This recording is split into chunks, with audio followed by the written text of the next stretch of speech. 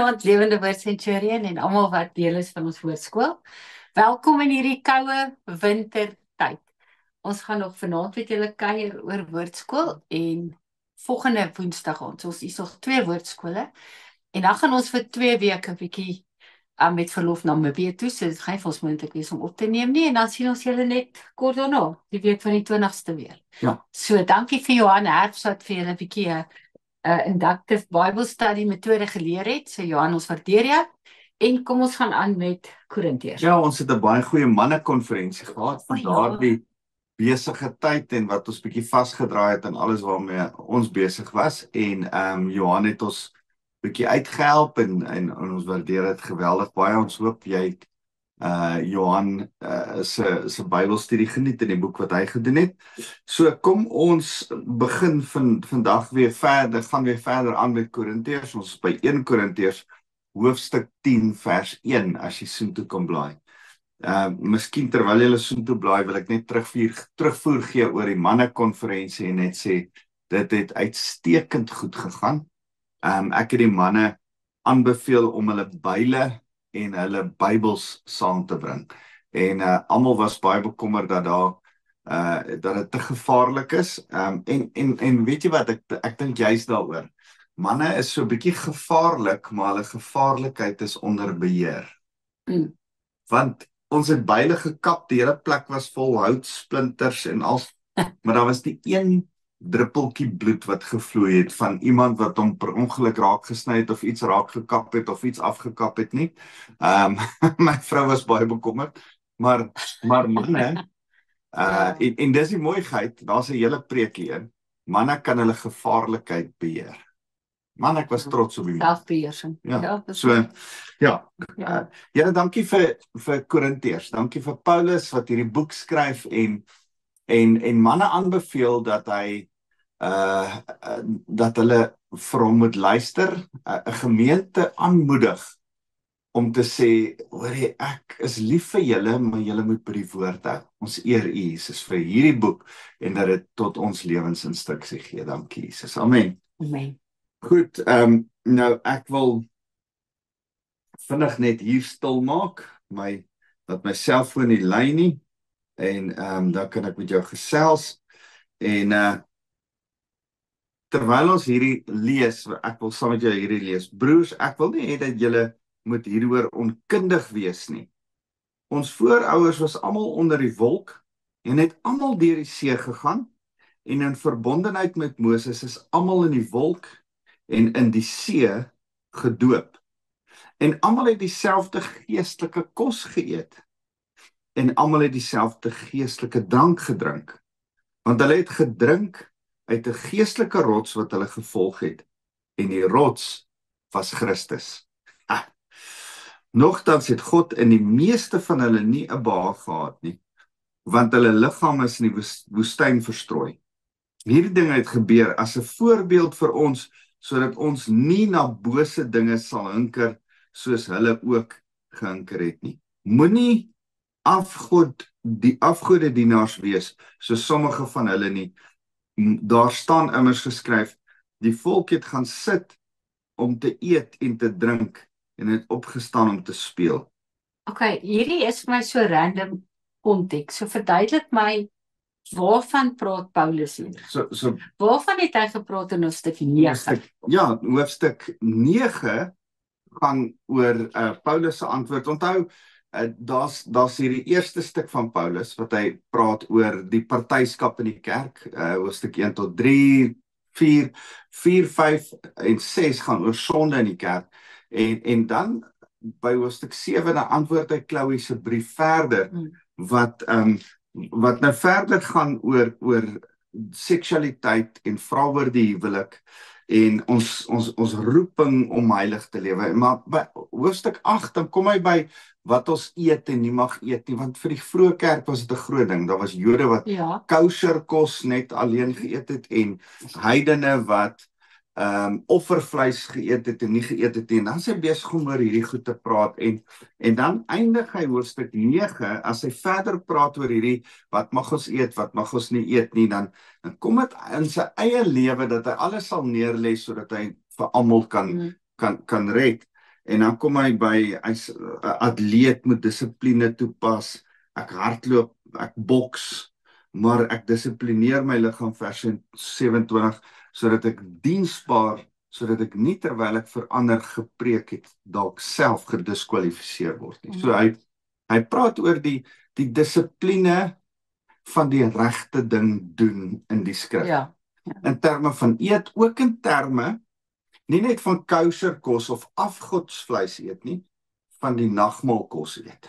So in die lig van wat jy mag eet, wat jy mag drink, hoe jy moet eet en hoe jy moet drink, skryf Paulus 1 Korintiërs hoofstuk 10 en 1 Korintiërs hoofstuk 11, wat eintlik gaan oor die nagmaal en 'n paar dissiplines in konteks van hulle kultuur, né? So nou begin hy, as hy met hulle juis praat oor eetgewoontes, hy's nog steeds besig met hoofstuk 9 en 8 se gedagte, wat ons eet en nie. Nou sê broers, ek wil nie hê dat julle hieroor, waaroor? Oor wat ons mag eet en nie mag eet nie, onkundig moet wees nie. Ons voorouers was almal onder die wolk en het almal deur die see gegaan en is almal in verbondenheid met Moses, is almal in die wolk en see gedoop en almal het dieselfde geestelike kos geëet. Dis eintlik waarby hy wil uitkom, dieselfde geestelike kos. En almal het dieselfde geestelike drank gedrink, want hulle het gedrink uit 'n geestelike rots wat hulle gevolg het. Die rots was Christus. Ou testamentiese beeld is, die water het uit die rots uit gevloei, uit Christus uit kry ons kos, ook die nagmaal, die brood en die wyn. Hy bied dit aan. Hy gaan net nou hy gaan later in hierdie hoofstukke verduidelik dat die nagmaal uit Christus uitkom. Die Here het die nag waarin hy dit ingestel is, die volgende woorde gesê. En so, maar terwyl Moses, hoor nou vir my, Paulus besig is om te verduidelik dat hier eintlik 'n geestelike beginsel is, dat wat ons mag eet en drink nie meer uit die geestelike wet van die Jode uitkom, of uit die heidense praktyke van die offergawes nie. Maar daar's in die kerk van die Here 'n nuwe beginsel wat ons moet volg, wat ons moet eet en drink, en hoe ons dit moet eet en drink, kom uit Christus uit. Nou in lig daarvan, dan sê hy 1 of 2 goed so per toeval, wat ons nie moet verbyvat nie, want dit is belangrike goed. Hy sê hier, ons is in verbondenheid met Moses, is almal in die wolk en in die see gedoop, en almal het dieselfde geestelike kos geëet. Nou, jy sal onthou, hulle is deur die Rooi See,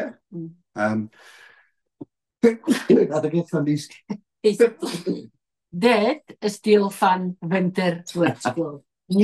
Dankie. En bietjie verkoue en bietjie koud kry, baie koud kry. So laat ek terugkom by daai in die wolk, in die see en in die wolk gedoop.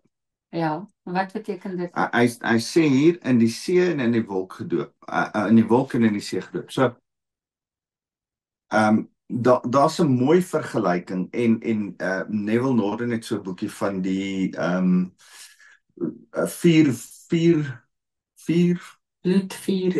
bloedvuur en water. Bloedvuur en water. En so dun klein boekie. En daarin het hy so 'n mooi sketsie, en ek hou van die skets wat sê dat daar's 'n vergelyking, die vergelyking van die Israeliete wat van Egipte na die beloofde land toe trek. Is 'n vergelyking van elke gelowige wat van sy Egipte, van sy sonde toestand, na sy roeping, na sy Christelike voluit lewe, nie die hemel nie, maar sy Christelike lewe toe stap. Dis die Kanaan waartoe hy stap, die beloofde land. Maar elkeen van ons moet eers deur die Rooi See gaan, dan onder die wolk van verheerliking, onthou jy die wolkkolom per dag en die vuurkolom s'nags, en dan moet ons eet geestelike kos, manna en kwartels wat ons voer, en dan moet ons weer deur die Jordaanrivier wat bonatuurlik oopgaan, gaan sodat ons in ons belofte kan instap, sodat ons in ons roeping kan instap. So, nou, 'n baie mooi vergelyking en vir ons as gelowiges beteken dit. As ons kies dat ons vir die Here, dat die paaslam se bloed ons red. Here, ons smeer dit aan die deurkosyne van ons hart, sodat die eerstgeborene van die Here sterf in ons plek en nie ons hoef te sterf nie, né? Dis die hele simboliek van die Paasfees. Die Paasfees praat van my en jou se wedergeboorte, 'n besnydenis van die hart, 'n bloed wat vloei op die deurkosyne van my en jou se hart. As ek en jy dan wegtrek uit ons sonde uit, ons bekeer, omkeer, wegtrek en wegspring, dan wil sonde ons nog inhaal, né? Die Egipte sit vir Moses en die volk agterna. Hulle wil hulle terug hê. En daar's 'n vyand wat nie tevrede is dat jy aan 'n kant gekies het nie. En dan sê die Here, wag Moses, ek maak vir jou die Rooi See oop. En dan stap hulle deur die Rooi See. Vir my en jou is die betekenis daarvan, nadat ek en jy tot bekering gekom het, tot wedergeboorte gekom het, moet ons gedoop word, om te wys, ons is klaar met Egipte. Daar's letterlik 'n waterskeiding tussen my en my Egipte lewe. En al het ek tot bekering gekom in Egipte, en al het ek daar in die deurkosyne van my hart die bloed van Jesus Christus, die lam van God, opgesmeer, moet ek nou deur die doopwater gaan.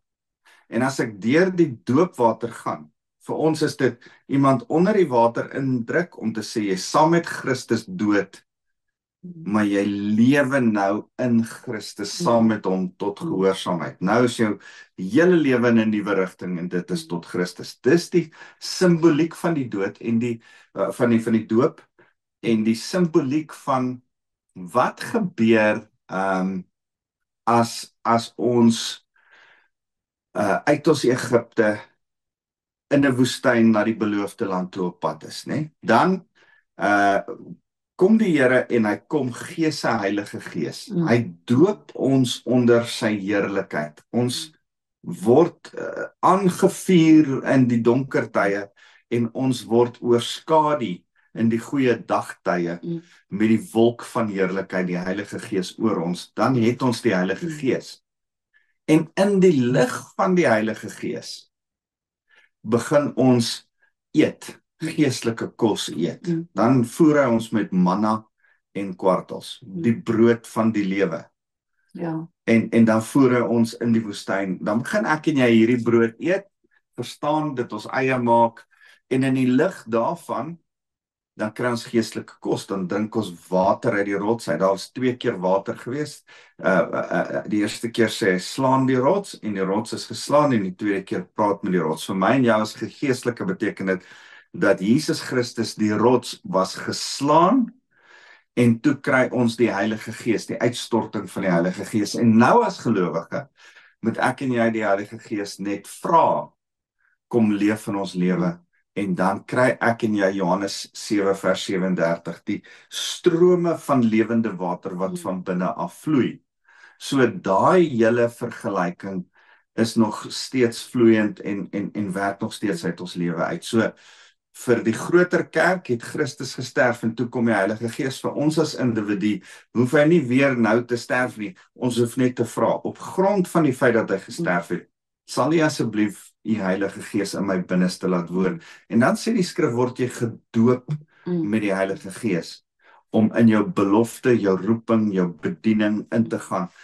En vir ons as gelowiges beteken dit, jy moet deur die Jordaanrivier gaan, soos wat die gelowiges, die Israeliete deur die Jordaanrivier getrek het en die Jordaan ook bonatuurlik oopgegaan het.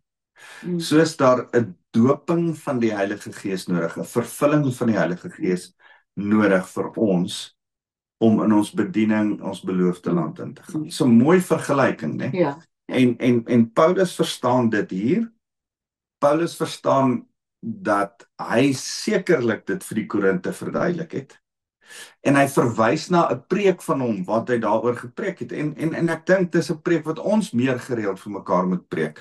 Die hele Exodus is 'n toonbeeld van my en jou as 'n gelowige se lewe en waardeur ons moet gaan. Ons moet deur wedergeboorte gaan, die paaslam se bloed op die kusyn. Ons moet deur die doop gaan, die rooi see wat gemaak is. Ons moet die Heilige Gees se inwoning in ons lewe hê, die wolk van heerlikheid in die vuurkolom. Ons moet die manna en die kwartels eet. Ons moet die woord van die Here bestudeer en ons moet deur die Jordaanrivier trek. Ons moet die doping van die Heilige Gees bonatuurlik ervaar in ons lewe. So daai 5 stappe is vir elke gelowige essensieel deel van wie hy moet wees. Hy moet een of ander tyd daardeur en die kerk moet dit aanhou predik, aanhou doen. Dis hoekom ons mense doop, dis hoekom ons geleenthede skep of vir mense te bid vir die doping van die Heilige Gees. Dis hoekom ons hierdie 5 stappe aanhou doen. Goed. As jy dan nou in die beloofde land is, dan hou die manna en kwartels op. Bonatuurlike openbaring van die woord hou op. En dan kom die land van melk en honing. Oorvloed. Maar melk en honing het koeie en bye tot gevolg. Dan moet eers koeie bye wees. Dit vat harde werk. As ek en jy nou die Here dien en ons is gedoop in die Heilige Gees, dan vat dit 'n bietjie werk om die woord te bestudeer, maar dan kom daar 'n oorvloed uit die woord uit tot ons lewe. En dis altyd lekker om dit te besef. So, dis wat Paulus hiervan praat, as hy sê, ons is almal hulle is almal in die wolk en in die see gedoop, en almal het dieselfde geestelike kos geëet, en almal het dieselfde geestelike drank gedrink. Ja. As hy praat van kos en drank, is hy eintlik op pad na die nagmaal toe. Hy wil met hulle praat oor die nagmaal, maar hy praat nou van manna en kwartels kos, geestelike drank, die water uit die rots. Okay, so hy is besig om dit hulle te verduidelik. En dan sê hy, nogtans het God in die meeste van hulle nie behaag gehad nie, want hulle liggaam is in die woestyn verstrooi, want hulle was rebels, hulle het terug verlang na Egipte, hulle wou eintlik by hulle sonde terug wees. En dis ook 'n voorbeeld vir my en vir jou. Ons moenie hinker na ons sondige verlede toe nie.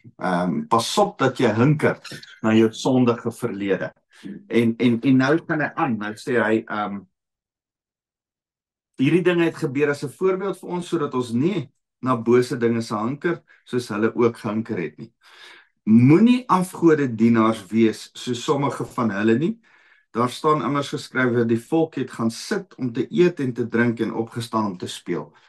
Hulle het die afgode van Egipte goed geken, en toe hulle nou wegtrek, is daar niks afgode saam met hulle nie, en toe laat hulle vir hulle 'n goue kalf bou, om 'n afgod te hê, en hulle wil God op hulle manier aanbid. Ja. Hulle wil nog steeds God aanbid, maar op hulle manier. Ja, en ons moet so versigtig wees, dat ons nie God op ons manier wil aanbid nie, maar dat ons hom aanbid op sy manier, op sy voorwaardes, op wat hy van ons verwag. So, dis toe wat hier gebeur, en nou sê hy, laat ons dan nie onsedelik optree, so sommige van hulle onsedelik opgetree het nie. Daar het op een dag 23.000 gesterf. Dis die goue kalf storie. Ja. Laat ons nie vir Christus beproef, so sommige van hulle hom beproef het nie. Hulle is deur slange doodgemaak. Ja. En dis die Negushtan storie, né? Ja. Waar hy 'n koperslang op 'n houtkruis moes neersit, en dan as jy na dit kyk, dan was jy genees van die slangbyt. As jy nie na dit gekyk het nie, dan het jy gesterf. Maar So, dit is ook weird dat die Here daar gekies het om die slang op die kruis te sit, maar dis ook eintlik die kop wat vermorsel word op die kruis, né?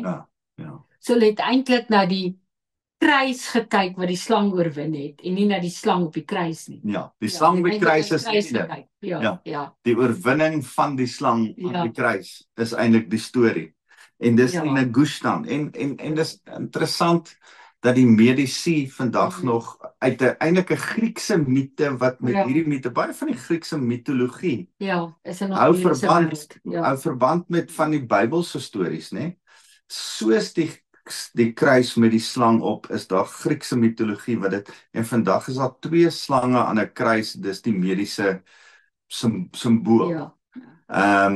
daar's die storie van Samson, dink ek het die storie van Hercules geïnspireer. Ek dink nie daar was 'n Hercules nie. Ek dink die Hercules storie was in Griekeland vertel vanuit die storie van Samson.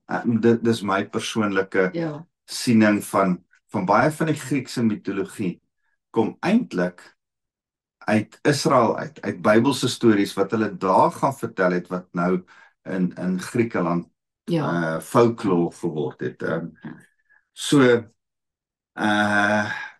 Goed, die slange doodmaak is die Negushtan storie. En dan sê hy vers 10, en moenie mor so sommige van hulle gemor het nie. Hulle is deur die vernietiger uitgedelg. Ten spyte van hinkering terug na die ou manier, ten spyte van beproefstel van die Here, is moan, om te moan in die kerk, oor die kerk, en oor die manier hoe die Here goed gedoen wil hê, iets wat ons nie mag doen nie. En nou sê hy, dit het met hierdie mense as voorbeeld gebeur en is as waarskuwing neergeskryf vir ons wat in die eindtyd verkeer. Daarom moet hy wat dink dat hy opstaan, oppas dat hy nie val nie. Miskien moet ek net hier sê dat hy sê, dis as waarskuwing neergeskryf vir hulle wat in die eindtyd verkeer. Paulus het 2000 jaar terug geleef, min of meer, en hy dink hy's in die eindtyd. Dink jy hy was in die eindtyd? Ja, nee. Hy praat van 'n dispensasie, hy praat van 'n era. En vanaf Jesus se kruisiging, opstanding en hemelvaart en die uitstorting van die Heilige Gees is die begin van die eindtyd. Het die begin van die eindtyd begin en ons lewe in die einde. Daar gaan nog 1000 jaar vrederyk kom en dan gaan daar nog 'n tyd kom waar die Here. Ek verstaan nie die 1000 jaar vrederyk nie. Waar gaan dit wees? Want as ons as dit is in die hemel, is dan eeuwigheid vrede. So gaan ons weer terug hier kom bly. Dis voor die hemel gaan gelowiges wat dood gegaan het terugkom aarde toe om saam met die Here te regeer vir 1000 jaar. Maar waar gaan ons bly? Hier op aarde. Hier, drop location hierso. En dan is ons weer getroud, is ons nie weer getroud nie. Ek weet nie, daar's nie genoeg inligting nie. Gelowiges kom terug aarde toe vir 1000 jaar. Jesus regeer in Jerusalem as 'n politieke regeerder, as 'n koning in Jerusalem vir 1000 jaar. Ons regeer stede saam met hom.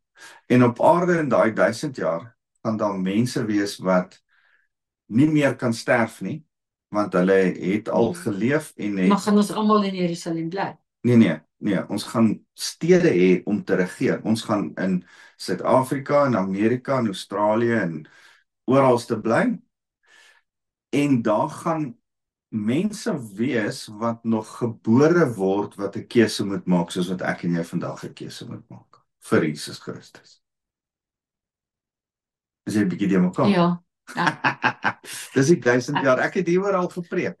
Die 1000 jaar vrederyk. Maar want hoe gaan ons bly? Is ons so daar gaan mense wees wat getroud is en ander nie, want jy sê daar gaan mense gebore word. Ja. So gaan ek hier bly en jy. Ja. Maar ons gaan nie getroud wees. Maar dan bly ons so. Nee. Gaan nie so bly. En dan gaan die oorlog van Armageddon, van die Gog en die Magog, aan die einde van daardie 1000 jaar gebeur, en dan gaan sekere van die goed gebeur. So, laat ek net eers sê, voor die 1000 jaar vrederyk, gaan dan nog eers 'n groot verdrukking van 7 jaar gebeur. So, maar dink jy nie maar nou is ons besig met eskatologie. Nee, ek weet. En die eskatologie het geweldig verskillende sienings. Miskien sit jy hier en sê nee, wag, ek stem nie saam met dit en ek maak nie so, dis nie so belangrik. So my siening is Jesus gaan weer kom. Ja. En hy gaan sy bruid kom haal, wegraap. En dan gaan daar 7 jaar verdrukking gebeur, waarin die kerk, die Jode baie swaar gaan kry en sekere tot bekering kom. En dan aan die einde van die 7 jaar kom Jesus terug aarde, toe sit sy voete op die Olyfberg neer, en as sy voete die Olyfberg raak, dan skeer Ja. Jerusalem in twee, en dan kom daar water van die Middellandse See, dan kom daar water uit Jerusalem uit, vloei na die Middellandse See en na die Dooie See toe, en word die geografie van daai plek verander, en word die Dooie See weer lewendig. En dan regeer Jesus in Jerusalem vir 1000 jaar, en na die 1000 jaar is daar oorlog van mense en demone teen Christus, en dan kom 'n weermag van die Here saam teen hulle, en daar's oorwinning. Teen daai tyd is daar nie meer wapens nie, want daar's 1000 jaar se vrede, daar gaan nie meer rede wees vir atoombomme en vliegtuie en gewere nie. En daarom gaan die mense in daai tyd mekaar weer met stokke en swaarde slaan. En dan is daar, dan word Satan in die poel van vuur gewerp, en dan kom die nuwe aarde en die nuwe hemel word dan geskep. So, eskatologie, maar die tydsberekening is nie so belangrik nie. Die feit is, Jesus kom weer. Dis die belangrikste. Wanneer wat gebeur is nie vir my die belangrikste nie. Ons moet weet, hy kom weer. Goed, so, moet ons nou by die 1000 jaar vrederyk op Ek weet nie wat, terwille van vrede moet ons nou afgaan. Dat was maar 'n week vrede. So ja, okay. Paulus sê, dit het met daardie mense as voorbeeld gebeur en as waarskuwing neergeskryf vir ons wat in die eindtyd verkeer, eindtyd is. Ja. Dis ons glo. Ons is nou in die eindtye. Ja. En dan sê hy, daarom moet hy wat dink dat hy staan, oppas dat hy nie val nie. Oppas vir jou trots. Nou gaan ons volgende week aan met hierdie mooi vers. Geen versoeking het oor julle gekom, behalwe 'n menslike een. God is egter getrou.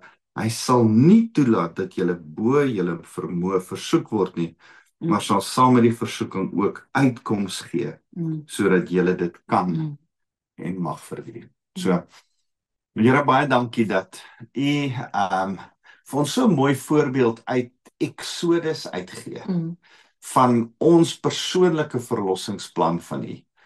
Die bloed op die deurkosyne van ons hart, van die paaslam Jesus Christus.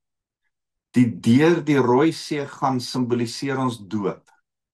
En Here, dan dink ons aan die feit dat ons saam met u onder die wolk van heerlikheid, die Heilige Gees, leef ter beskerming. En Here, dat ons geestelike kos eet saam met u, die woord inneem om te groei. En Here, dan doop u ons, vervul u ons met u Heilige Gees, sodat ons van u kan vertel in 'n beloofde land, as ons deur die Jordaanrivier loop. Dankie Jesus. Amen. Amen. Bless julle, sien julle volgende week.